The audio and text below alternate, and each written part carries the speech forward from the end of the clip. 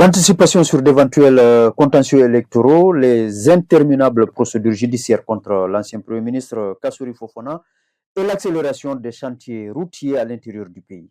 Voilà les trois temps forts de l'actualité que nous allons décrypter pour vous dans ce numéro de Guinée News Podcast. Bonjour et bienvenue à tous. Pour le décryptage donc, Alassane Ba, il est journaliste et chroniqueur du jour chez Guinée News. Bonjour Alassane. Bonjour Tcherno, bonjour à tous. Alassane, on commence avec ce signal envoyé par les instances de gestion des élections. La DGE qui profite d'une formation pour appeler à une mobilisation forte pour des scrutins apaisés. Qu'est-ce qu'il faut comprendre derrière cette démarche?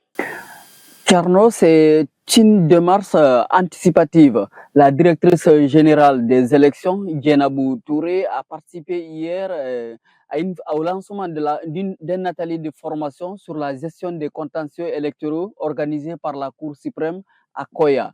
Et l'objectif de l'initiative est de former en amont les acteurs pour éviter les crises post-électorales. Donc, on est dans une logique de prévention des conflits. Exactement. La 2E veut éviter les contestations mal gérées qui peuvent dégénérer. On est à quelques semaines des élections avec un enjeu de taille qui est celui de crédibiliser tout le processus électoral dès la base juridique. Mais est-ce que cela suffit?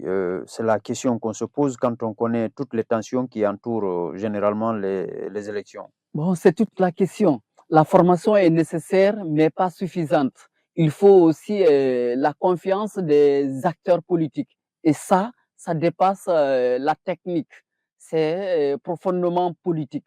Même si, il faut le noter, la maîtrise des questions techniques est tout aussi importante. Deuxième sujet, le procès en appel de l'ancien Premier ministre Kassouri Fofana. Là aussi, on est dans une phase plutôt cruciale. Oui, absolument. Le parquet a demandé la confirmation de la condamnation, tandis que la défense plaide la relaxe. On est dans un face-à-face judiciaire classique, mais avec une forte dose politique. C'est un procès qui dépasse le simple cadre judiciaire. Clairement, c'est un test pour la crédibilité de la CRIEF et plus largement pour la lutte contre la corruption en Guinée. D'un côté, le parquet veut confirmer la sanction. De l'autre, la défense conteste la base même des accusations. Quid de l'opinion publique dans tout cela? Elle est divisée. Certains y voient une justice nécessaire, d'autres une justice sélective. Ce qui est sûr, c'est que le verdict aura un impact politique majeur dans un avenir proche. On termine avec un sujet orienté plutôt développement, les infrastructures routières. Le ministre Fassine Silla est en tournée à l'intérieur du pays, Alassane. Oui, et ce n'est pas anodin. Cette tournée vise à accélérer les chantiers stratégiques et surtout à vérifier l'état d'avancement des travaux sur le terrain. On est dans une logique de résultats visibles, là, pour ne pas dire dans la communication. Exactement. Le gouvernement veut montrer qu'il agit concrètement, notamment sur les infrastructures qui sont un levier clé du développement économique. Mais là encore, il ne faut pas se leurrer, il y a un enjeu politique derrière. Bien sûr, toujours à l'approche des élections, chaque action gouvernementale est scrutée. Les routes, c'est du concret pour les populations. Donc, il y a un enjeu de crédibilité, voire de capital politique. En résumé, Alassane, on a trois dynamiques fortes. Une administration électorale qui s'active pour, en tout cas, anticiper sur les crises. Une justice qui attire toutes les attentions dans une affaire qui défraie particulièrement la chronique.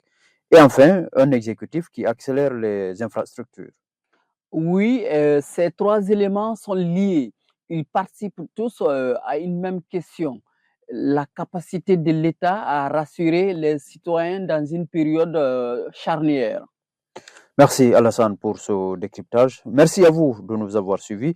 Le prochain numéro de Guinée News Podcast, c'est déjà demain. Mais en attendant, le numéro du jour et toute l'actualité, c'est sur guinéenews.org.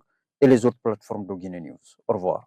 Ce podcast vous est offert par Orange, leader de la téléphonie mobile en Guinée. La Lonagui, la fortune aux parieurs, les bénéfices à la nation. UMS, leader de la logistique minière et pétrolière en Guinée et dans la sous-région.